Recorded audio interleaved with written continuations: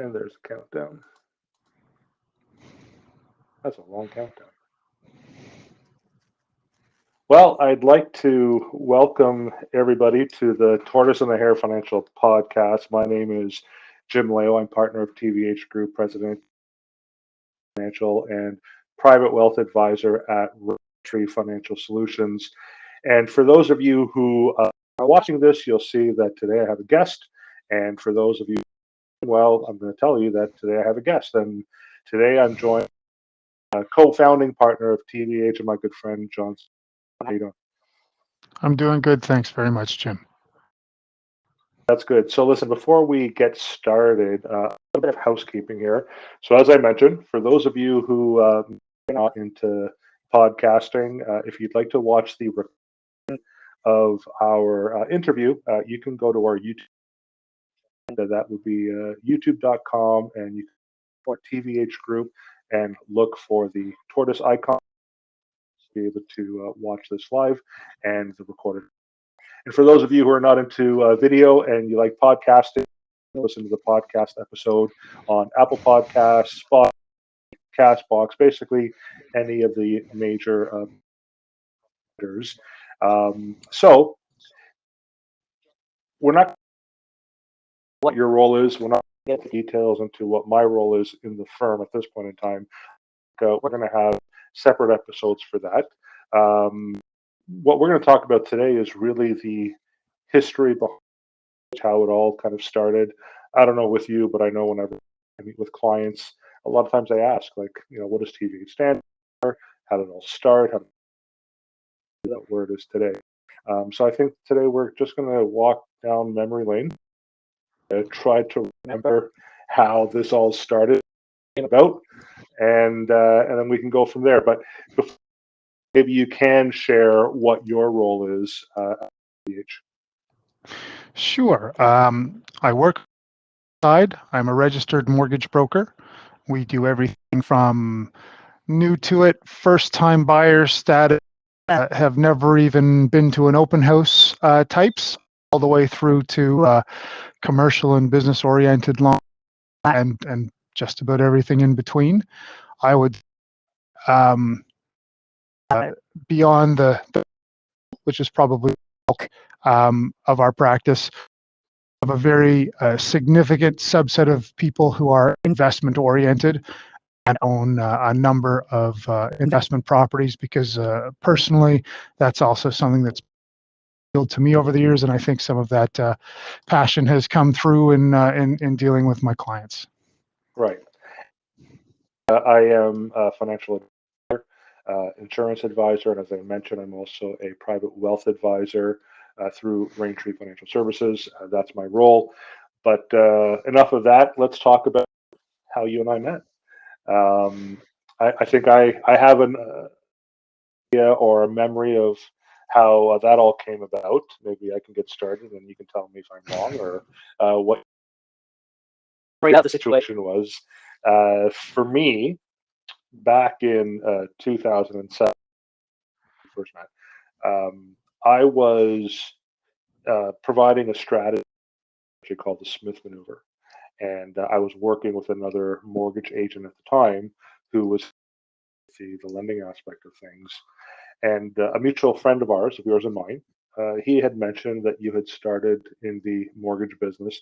He knew that I was, strategy, and asked if I would be interested in meeting with you. And at the time, I said no, be with who I was working with. But then, unfortunately, the individual that I was working with ended up getting sick, and we really didn't know how long he wouldn't be able to work. So he had suggested that there was someone who would take over his files for him. What was happening was I was referring my clients to this individual and phone calls.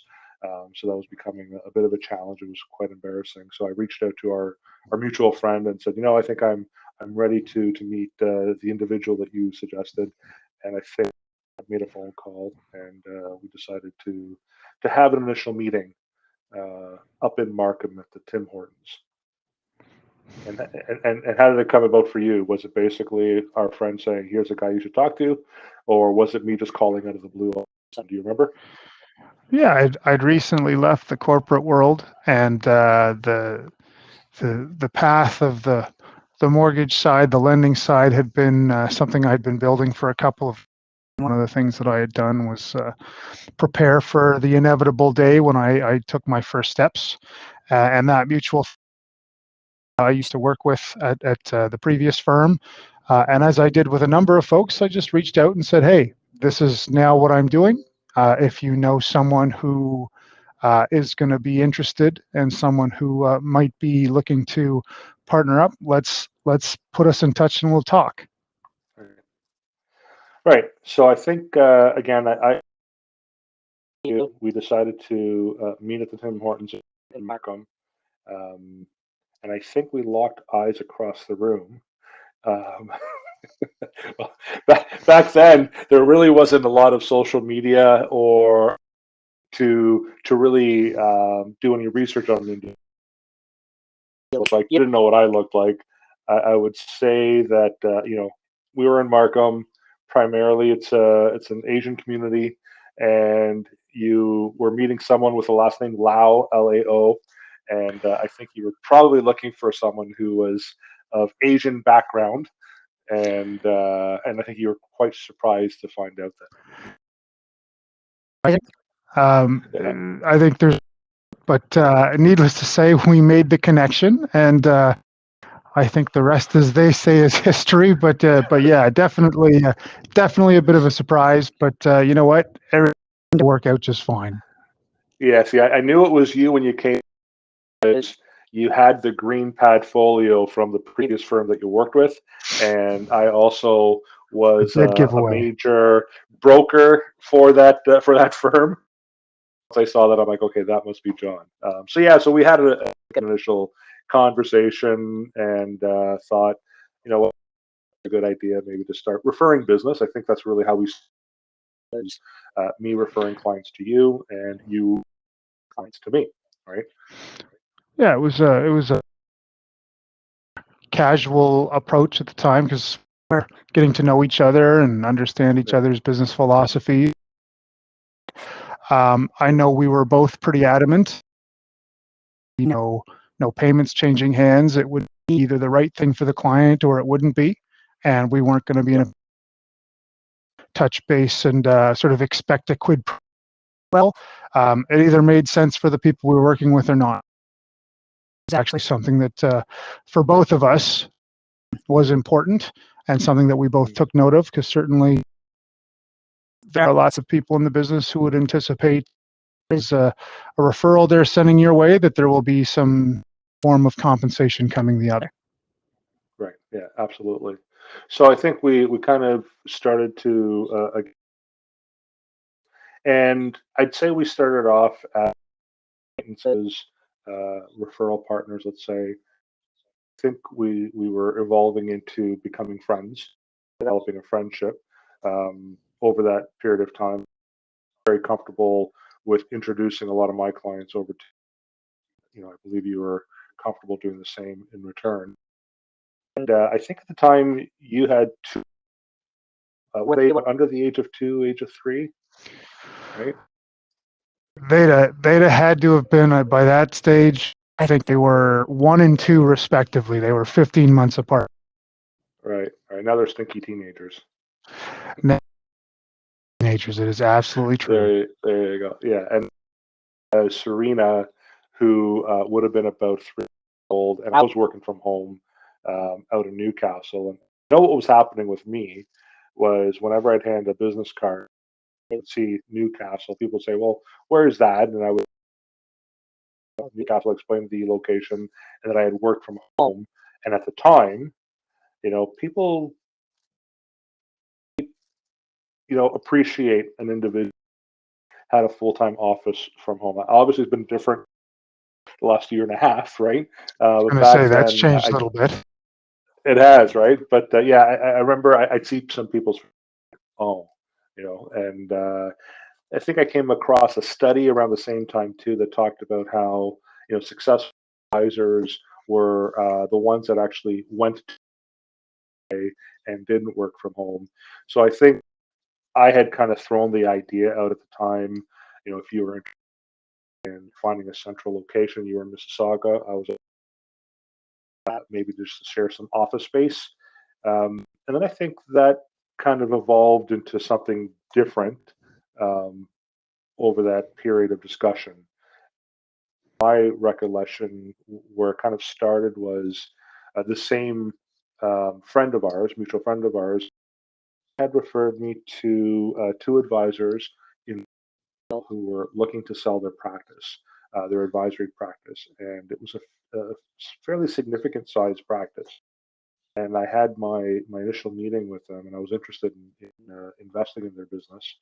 And one of the questions I had asked was if they had marketed any mortgage product to their clientele, and that's where I thought there'd be an opportunity for you. And I think I called you and said, "Hey, here's a meeting that I just had. Here's what I'm thinking. Would you be interested in perhaps buying this with me?" And then you started talking about the concept of a family office, which I didn't really know what that meant. I always felt that I wanted to build a business myself that was a one-stop shop.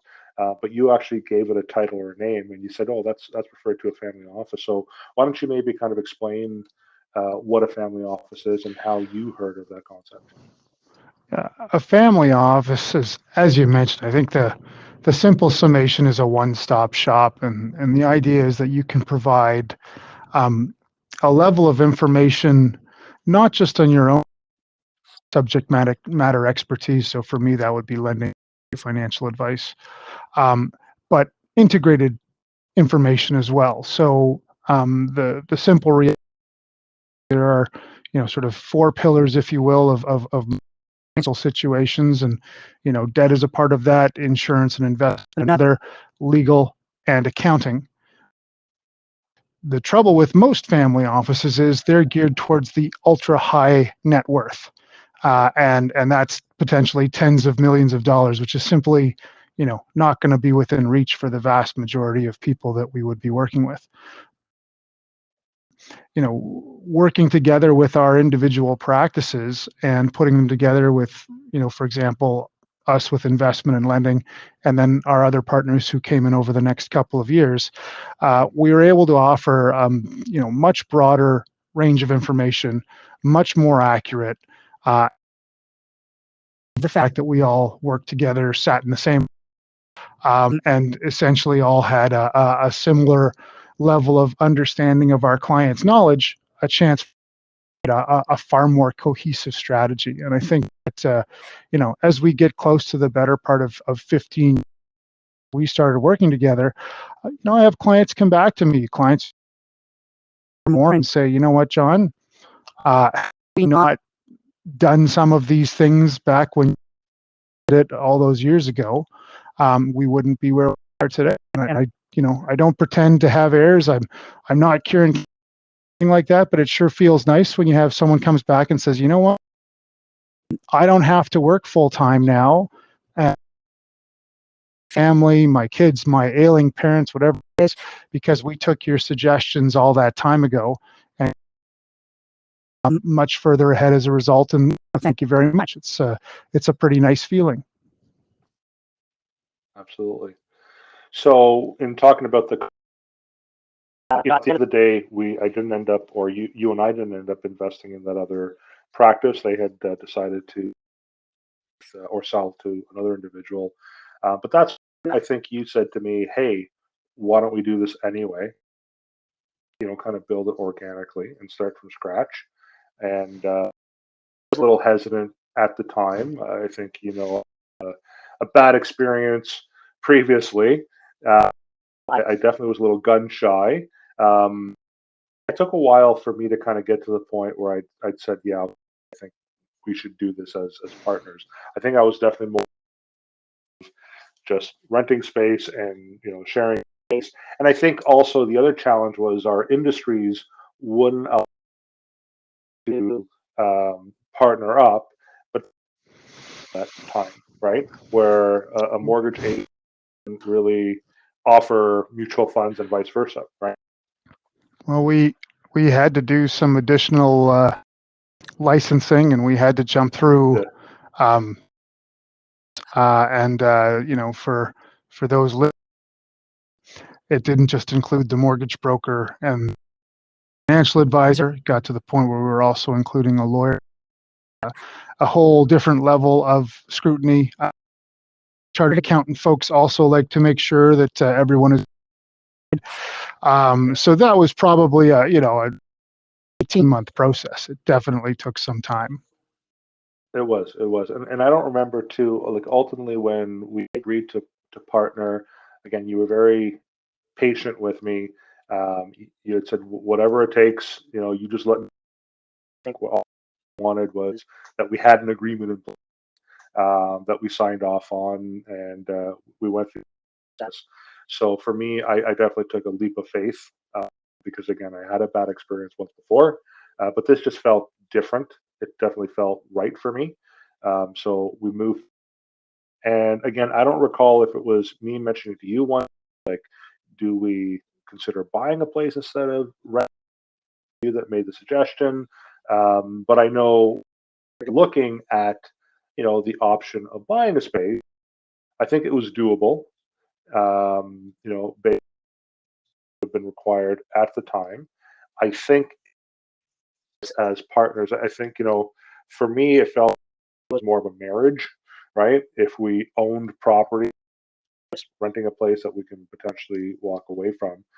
So it almost kind of forced us to work through, and we found our first local Duncan Mill, um, in North York, and I think what was it, about 1,000 square feet? Square feet, pretty much exactly. Yeah, I know for me again. I'll say this: I up until that point, I had no in renovations, working with contractors, any of those things. So I probably made it a little bit more difficult for you at the time. I've since, Maybe. yeah, I mean, since then I've had lots of experience in being partnered with you, but I think the first one was definitely kind of like having a new. So it was quite an interesting time. It might have been reasonable to instances that if I was the gas, you were the brakes, but we found a balance. Absolutely, I think you figured out a way to cut the brake lines, so we can get through to the finish. Perfect. And happened. We took possession. What was it, October 3rd of 2008, right I around I think the it was global market technically meltdown. the day we entered into recession in 2008, and I The worst remember we got the news, and historical. Yeah.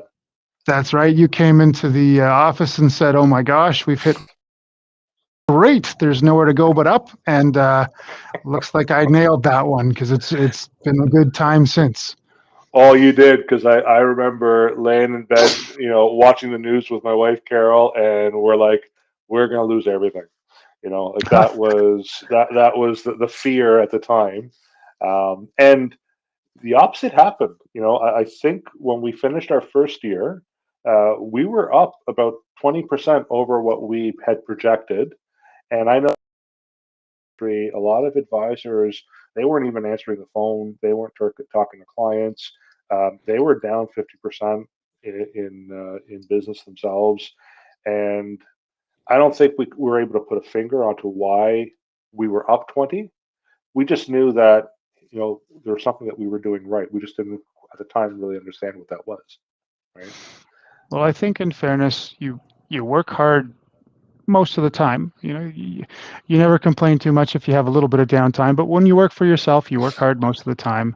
Yes. Um, Things go south like they did in 2008 with the credit crunch. You have the option of either hide or doing your best to face front and walk into it. And I think we were pretty successful at doing that. And clients weren't always happy, and the market wasn't always easy. But I think for the people appreciated that, as you said, we didn't turn off our phones and hide under the desk, and that I think as the recovery eventually hit. I think by staying active and by helping people manage through that, we were beneficiaries. Our clients were beneficiaries. Better positioned. We were better able to capture what we needed to do to get. And again, just do our best to sort of push forward. And so we had location, we had staff. What we were trying to work on, right? Mm. So TvH stand for tortoise versus hare uh, study, and I know that. So originally, before you and I had a company that I was running on my own was TvH Wealth Planning, and obviously that wouldn't have been a good fit for the mortgage side of things. And I think we were trying to come up with different names, and I don't think you concept of TvH. I think some of the those that we were looking at with the bunny rabbits and but Yeah, ultimately I you was agreed probably to. initially. I think I was probably a little resistant initially. Took a little bit of convincing. Again, you're right. Not for the content, but with regard to Yeah. how we were going to present it, and we eventually. But I think a Well, big part of that was. say the big part would have been your wife, right? I say that Or there you my go. wife is from Thailand.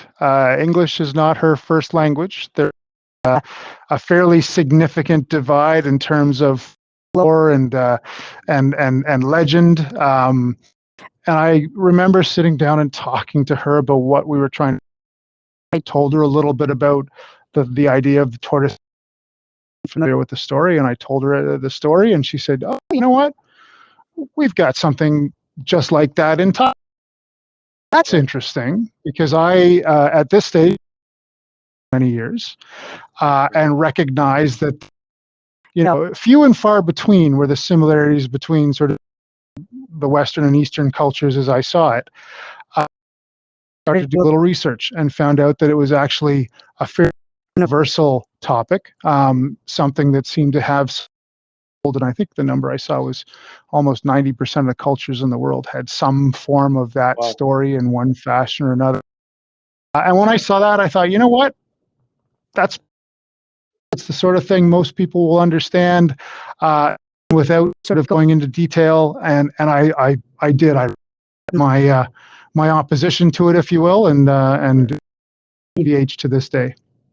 Yeah, and for me, I mean, in the investment advisor, uh, I prefer the value-based approach. It's a very much a slow and steady approach, and I would just remember I'd be in meetings with clients and I would try to what value meant and all those things. And it didn't really matter what level of sophistication the client had. They would struggle with, and I would ultimately say to them, tortoise versus hare, you know the story? We're the tortoise, slow and steady. And everyone would always respond with, I get that, right? So that's where we came with TVH. So better logo than what some people were. There, I think we I got think we there. did, yeah, even I had someone comment. They said, "Wow, like it has the indigenous feel to it, and very Canadian." And that's exactly what we felt when we saw it. I don't think we. I think it was our web designer who kind of set ups, and I think you and I kind of looked at that and go, "Wow, that's it," you know. So that's how that. And again, we were in our first location. I have to admit, I actually missed that location. We were on the sixth floor, and at the time 1,000 square feet. I think there was only a total of. I think you had a full time staff member. I had a full time staff member.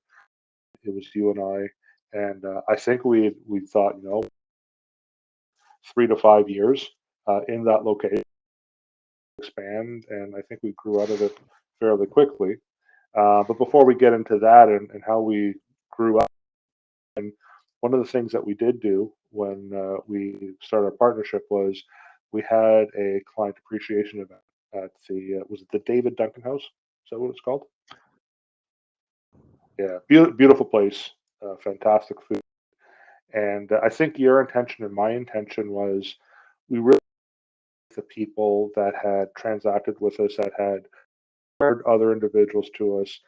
For me, who have shown loyalty and really just wanted to thank them. And I remember that first evening where I had clients show up and they would ask me, say, okay, well, who's presenting tonight, right? And I'd say, well, the bartender, or the waiter, because a lot of the clients, they were accustomed to being invited to these client appreciation events, and then there'd be someone there with a sales pitch, right? From day one, we had always said that's not what these were about. We didn't want to have a sales pitch. It was literally a thank you event. And even for me, I had some of the companies I represent who had offered to provide me with marketing dollars towards the event, have one of their logo pieces, and I'm like, no, this is a thank you very much. And if we do have a seminar, we'll let you know what's a seminar and what the topic is, right? You felt the same way? I think it's fair to say that most people are waiting for the pitch in those situations.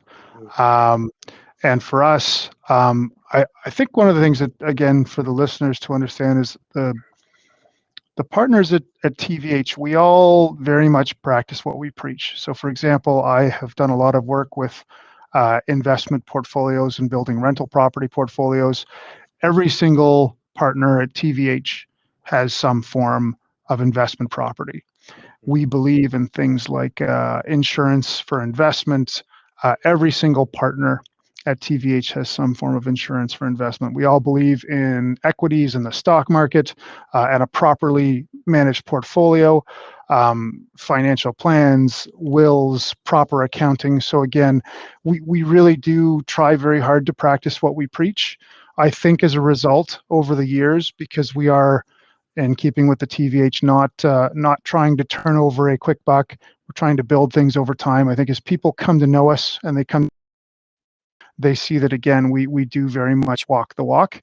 And that was, I think, just a culmination in our early period of, walking the walk. And we just, like you said, wanted to have people out to say thanks, not to bash them over the head with the next greatest product. Right, exactly.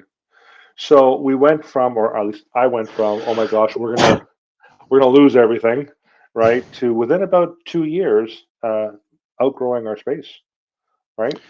Not even. I mean, I think day one we walked after the contractors had finished, and you looked at it and said, "Gosh, what are we going to do with all this space?" And within, I think, like I said, I don't even think it was 2 years. I think it was more like 18 months. We were Yeah, looking for our location. yeah, and that's where Marine Parade came in. Um, Correct. what was that? About 1,000 square feet, Probably or a little not so smaller? big. Probably about 750. But Yeah, again, in that instance, we were splitting out, and your team had grown, and my team had grown. So, we had sufficient space, as it were, to cover required. yeah. And where was that located again? I know South Etobicoke better with exact Just locations, down but you at can the share mouth that. of the Humber River, right down at the southernmost tip of Etobicoke, right at the base of the Humber River, and we were a stone's throw. And again, for the few years we were there, it was lovely to go out in the morning and smell the lake and enjoy a nice breeze off of the water. I quite enjoyed for the time I was there. Yeah, what was that restaurant that we would go to? That, I mean, fantastic food. Yeah, It couldn't was tell you, amazing. but again, all Yeah, sorts. So you'd walk over for your lunch. They had a little patio. We'd often take clients for a sit down to go through things. It was again a very nice atmosphere. yeah, and that's where we and my stale cookies, as you call them. Yeah, so it was, I guess, we moved again your team because you were in Mississauga. It made sense for you to be at that location, and for me to keep my at the Duncan Mill location. And I think after that, now we're going to be good for So we thought the two locations, right? And how long were we there for with the two locations before we outgrew it not again? long, year and a half with the two, and then our next partner, Sonia, on the legal side, uh, and as a client of mine initially. with her, made her aware about some of the things we're looking to do, developed the conversation, and that led us in, I believe it was the fall of 2010 to place an offer on a commercial property. Again, closed early 2011, fairly significant. Again, probably 5 or 6 months. It would have been about this time. It would have been September 2011. We moved into our Lombard location. Yeah, so let's talk about Sonia then, our third partner that Mhm. we added to the mix. So I think again that was you and I recognizing that we outgrew the existing space. We had always talked, under this family office concept of adding a lawyer partner and an accounting partner, and the accountant ended up being the most challenging find for us ultimately. And to your point, Sonia was a client of yours, ended up being a client of mine. And I think the way this came about was you and I were looking at a location. Was it on Carlton Street or near Carlton Street? We we'd looked at a few, Yeah, and we'd been talking to Sonia. yeah, We still weren't certain if we wanted to necessarily amalgamate, but I think the point was made, and I think you made it, and I think it was a good point, and obviously we followed up on it, was um, we collaborated better, we worked together better when we were physically in the same location.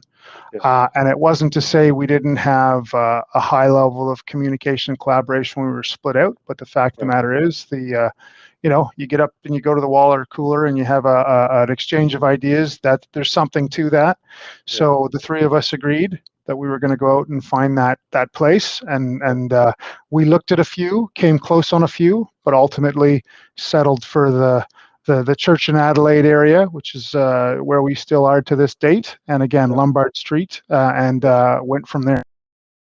Remember you calling me saying I found the perfect location after we lost out on an offer, which you had referred to as our perfect location. And quite honestly, I think it would have been. But we had talked about that location just recently and probably worked out to the best that we didn't end up moving there. But for me, because again, my experience isn't really in real estate, I have a difficult time envisioning or seeing what you see in these places. So I remember walking in. Now we're street level, right, on Strict Street entranceway. Walking into basically a lime green box, It almost it what needed almost some work. sounds good. It Yeah, needed some work. I yeah, and I, I know how everyone associates people who work in debt, finance, and mortgages with being incredibly creative. yeah, Probably not, but needless to say, when I walked in, although the place I think it would be fair to say was hideous, um, I was able to, in my mind, get a reasonable idea, not of the color schemes and finishes. That's certainly not me, but the layout. And I thought it was going to be very workable based on what we did.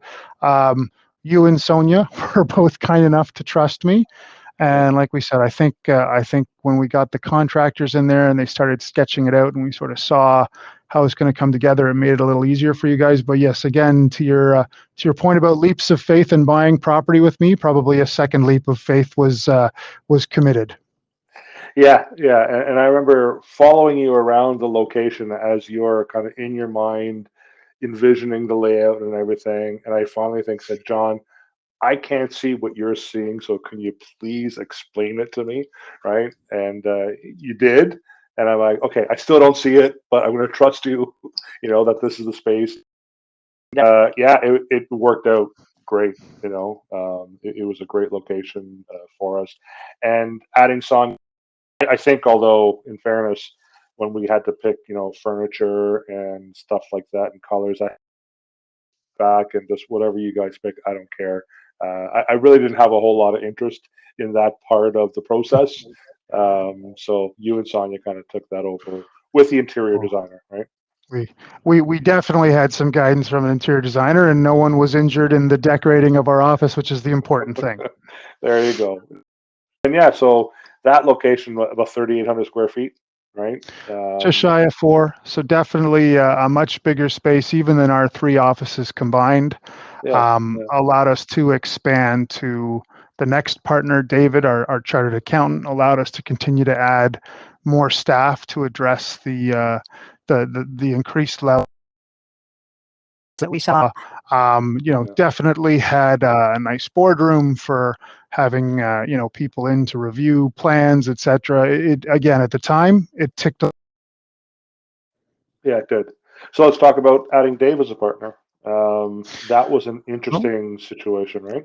accountants are tricky because a lot of times they're lone wolves. They work on their own. Oftentimes they work a lot, and the idea maybe of stepping out of that comfort zone to work with someone else maybe isn't where their first thought goes. But we met with Dave after meeting with a number of folks. I think we all agreed. We thought there was something there. Mhm. But again, like you, David had some less than wonderful experiences attempting to partner with people in the past. Yes. And it took a little while for us to find that level of comfort. But I think again we got there, and Dave settled in, and I think now he's been with us for a decade. So Mhm. you know we managed to make it work, I guess, is what I would say. Yeah, but even before being connected to Dave, I think we had hired, was it a headhunter friend that you knew in the business, right? We tried a variety of things. Is what we did. We did, yeah. And then I think we were introduced to an individual who ultimately agreed to partner with us. And in January is when we would have our Platinum Client events. And we had this individual out with his wife because we were going to make the big announcement that we were starting, and this individual was going to be heading that up. So that was well received by everybody. And I think he was supposed to start March the 1st, I believe it was. And it was, I don't know, 9 o'clock the night before, where he was saying, "Yeah, I'm backing out," after we had negotiated over many months. So that was difficult to swallow. And I think what had happened was I just sent out an email to people that I knew. Hey, the accountant backed out. With the space, that office space, if you know any, someone that reached out to me saying, "Well, here's an individual that might be interested in the partnership," and reach out to him. So I think with Dave, again, to your point, he did have experience in a partnership like I did once before. So he was definitely a little bit gun shy. And we had offered to him was, why don't you move in? Let's live together for 6 to 8 months and see how it goes. And obviously, he fit in perfect. And that's how the partnership, as it is today, in TVH, basically has evolved over the years, right? Exactly. Anything else to add to that? Well, we had a good run at our Lombard office, and then recently we decided that, and this is presciently enough before COVID, Yeah. that with advances in technology and things like telecommuting, that we didn't have as many people in the office anymore. So once again, we decided we were going to shrink our footprint a little bit. The timing is never perfect in these instances, but Right. we ended up relocating just down the street, still in Lombard, because we definitely liked the area, and Yeah. we wanted to wait to get the right place. But moved down the street, slightly smaller office, but given the number of people nowadays, and again with COVID, seemed to work very well. Working from home, again, just sort of the next chapter, and I think as the business has grown, things like our systems and our processes have improved. And the fact of the matter is, we can now manage a much higher workload. And in order to be more flexible and more fluid, it doesn't necessarily mean we all have to be at our desk in downtown Toronto. So a little bit of a full circle, if you will, from the gosh, I don't want to be at home to Yeah. hey, it's not so bad to be at home. Right. Right. Exactly. And we are about a block west of our previous location on Lombard. Mhm. So I think we're technically considered that we're in the financial district now. So all that really means is that the burgers are $12 here, then as opposed to $8 east of us, right? That's right. Before we were Mavericks and we were outside the official zone, but moving all of 50 meters across the street, it's a whole different ballpark now. Right, right. So I want to kind of go back to our client events a little bit because we were doing them year over year. We started off at Duncan Mill, and then eventually we moved them down to Biagio's in downtown Toronto when we moved down here. And I think it was the third Friday of January that we were doing these. It seemed like that third Friday of January always had some major snowstorm. So there were always lots of fun, right? But going back to I think the thought process why we had started and offered those events and why we've stopped them now is for me it was an opportunity to meet up with clients again on a more social basis, not on a necessarily professional basis, and just talk to them a little bit more outside of the business. And what I was finding, and I don't know if you were finding the same thing, was as we were growing, more clients were able to come out to these events and wasn't really able to spend enough quality time with an individual client because there'd be, oh, well, so and so showed up now, so now I have to go and say hello to them and on and on. And it no longer felt like an intimate, event with our clients. Would you agree with that? Yeah, the growth is great on many levels, but it does make some of those things a little bit more difficult. I know on occasion we've had smaller groups here and there, but really I think from my end, and I think similarly from yours, is we just try to concentrate on the touch points that we can. And the idea of sort of a great big circus event, if you will. Certainly fun in the olden days, but now it's not as practical and, as you say, not as intimate as it used to be. So you look for other ways in which to make that connection. Yeah. So I know well, right before COVID, I had my last event with some of TvH financial clients, and I think that was my last with clients because it was February of 2020. So I'm hoping for me personally that once how to that I'll be offering those events again. Doing some things along the way yourself, right?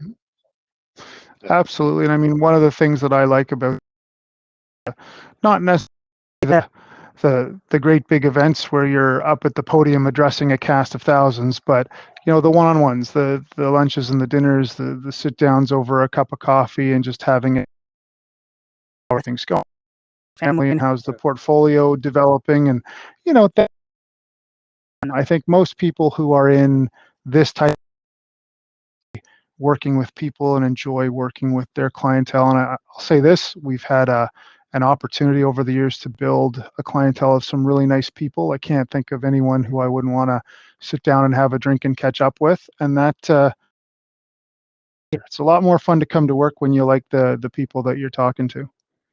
Yeah, and let's kind of clear that up a little bit. You said job a couple of times in work. Some people misunderstand the. I'm being asked if I'm an employee of TVH. So maybe we a little bit. We're Sure. all partners in. We all have equal share or ownership in, right? So we're not We all run, employees. Yeah. that's right. We all run our individual practices. We all have our individual clients, and there are some people who will come to the firm and only deal with me or only deal with Jim on the financial advice side or our lawyer or accountant. But what has happened over the years is people have said, gosh, it's kind of a hassle to have to go and do this at one place and this at sort of deal with, competing interests and competing advice. John, do you have a solution? And I always say, yes, didn't you know we had all these other partners here? But of course, people are busy, and I get Yeah. that that's not always where their head goes. But the fact is, What I think happens more often than not is over time, we've seen people migrate to using not just one of us, but two of us, three of us, sometimes even all four of us. And again, the benefit of our structure is not only are you getting good advice from people who are subject matter experts, but the convenience factor is significant. Because if you want to do some financing and you're self-employed or someone who has a variable component in your compensation like a bonus structure or commissions, and you don't have your paperwork to hand but you're a client of the firm and you work with our accountant Dave, guess what? In just a few minutes with a simple email, we can prepare everything based on the information on file. Sonia, our lawyer, you've worked with her before at this stage. We just send the documentation over to her. It can be a very, very smooth process. And I think in a day and age where people value time more than ever, especially given what the pandemic has done in terms of sort of robbing people of some of their time, people take that seriously. And I think the people who have come over to work with the partners in sort of a whole as opposed to in individual connections, I think they appreciate that as well. Right. You're not. I didn't send you my notes to the podcast because that's exactly what I want to talk about next. Was the benefits of our partnership for our clients, right? But I think again, it kind of shows how in tune we are with each other. Because I think I remember when we were developing our website years ago with David and Sonia as partners, we had hired a writer, and I forget the individual's name. It was someone that you knew, and he wanted to meet with us separately.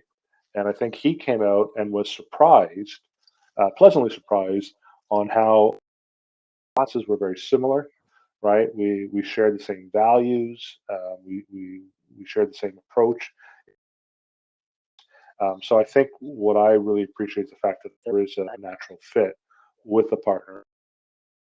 It's been perfect and smooth sailing. Absolutely not. We are family as well, and like all families, we have our arguments and our issues, but at the end, each other. We trust each other, which I think is ultimately the most important thing as well. And we're very close friends. Um, so it's been definitely a good partnership, and I think the other benefit to our clients, and I know you don't like me using this word holistic, but we do at everything at a high level, right? Where if someone into the bank looking for a mortgage, it's tunnel vision, right? And that individual is just focusing on the mortgage, and only the mortgage that they're able to offer, and not looking at the total picture. Similarly with me and on the investment side and the advisory side, right? So we definitely take a holistic approach as well in working with our clients. So are you okay that I use that word? I'll get over it. All right, there you go. So let's talk about COVID. I mean, because it's been in our lives for the last 18 months now plus, right? Um, how has it impacted the way you do business? And has it impacted the way you do business? We've been a lot busier because, again, on the real estate side, people have been driven to try, and now that they can't necessarily spend as much time in public spaces to try and improve their private spaces, and that often requires financing. From a process perspective, although I'm a bit of a Luddite and certainly not the technophile that you are, Jim, we actually, I think, had a pretty reasonable process, one that was, relatively smooth with regard to our use and integration of the technologies available to us. Um, the trick was it was an awful lot of work and not the chance to get out and go to the gym or do some of the things that I might have liked otherwise. But from a business perspective, we actually ended up adding some staff because of how busy we were. And I would say all in, it's gone swimmingly. I think the big miss from my perspective is we have essentially curtailed base client meetings, and that was something I used to enjoy. But Mm. you do your best with the new world reality, and you want to just try and sort of work through it. I will say I have yet to be an adopter of the Zoom call. I think I've Okay. had about two, and when people say, "Hey, John, let's do a Zoom call," I usually say something like, "My phone works fine, thank you very much," Right. which is funny because I'm not even at home. It's not like I'm sitting around. I'm at the office. I was at the office every Right. day all throughout the pandemic. Yeah. But I think that the probably the biggest impact is I used to know what all of my clients looked like. I used to, over the course of a mortgage financing or a lifetime as a client, have often sat down with them many times, often or a cup of coffee or some such, and that's change, and it's the one I probably lament the most. And we'll deal with that as we have to. Yeah. I think for me, to your point, that's why my role, and again, in talking about the, you tend to manage the day to day of TvH, right? Sonia's role with the real estate aspect, with her being a real estate. Dave obviously does the accounting for TvH, and for me, I'm the techie guy. So my job has always been technology. So it wasn't really anything different for me to call or whatever else. I think where struggled is pre-COVID. My schedule was such where I would come into the office a couple of days a week, and I would work from home a day or 2 days a week. Again, depending on my schedule, I would be out and about in the road, and I loved that variety. Um, Being at home every single day and doing. I have to do these types of meetings because I'm actually plans and things. So there's a lot of visualization, right? Um, it was getting a little much, and avoided coming down to the office from, I guess, 2020 till about July of this year. Again, most people know that I had open heart 2019, so I'm considered at risk, and I didn't want to take that chance. So it was difficult to be away from the office for 9 months and working from home every day. Now I'm glad things are opening up. I'm still in person, but something that I did enjoy in the past. That I know that I'm definitely looking forward to getting back to doing again once it's safe enough to do so. But surprised if more of after COVID is over with will continue on being, Zoom based or Teams based or video conference based. And it's nice to be around the partners, and it's nice to be around the staff. There is that disconnect, and I think that's what you and I felt when you and I was at Duncan Mill, right? There was that disconnect. It just didn't feel the same way. So I think we're kind of reliving it again, right? Through COVID. Yeah, I would agree. There's value in face to face. There's value in Yeah. collaborating that way. It's not to Uh, say over COVID, we weren't communicating, but it's simply not the same. yeah. It's maybe more efficient in some ways, but it's not always more effective. Yeah. Although I'm definitely have less kilometers on my car now. There is that. 'Cause, You gotta look for the positive where you can. yeah, and there's less cursing and swearing. The commute Less coming traffic. down. Hmm. Yeah, less traffic and all that stuff, right? So I'm definitely it's a different type of stress, let's say, right? Where I just need to meet people. So we're gonna kind of close things out shortly. Um, in terms of the vision of the future for TVH, how do you see it?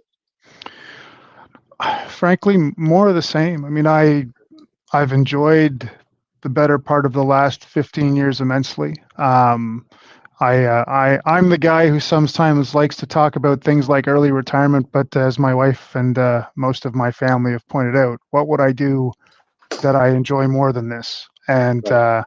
the simple reality is, and again, I think this is the same for all the partners. We all enjoy what we do. I'd like to just continue doing it.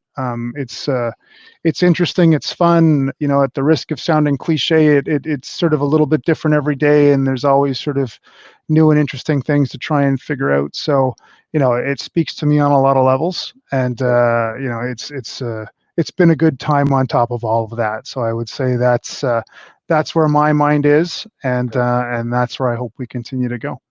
Yeah, I agree. I don't think we're moving anywhere else after this, right? I think this might be our final stop. Let's hope. We have a long term lease, and again, I don't plan on going anywhere. I just met and we did talk about our retirement goals.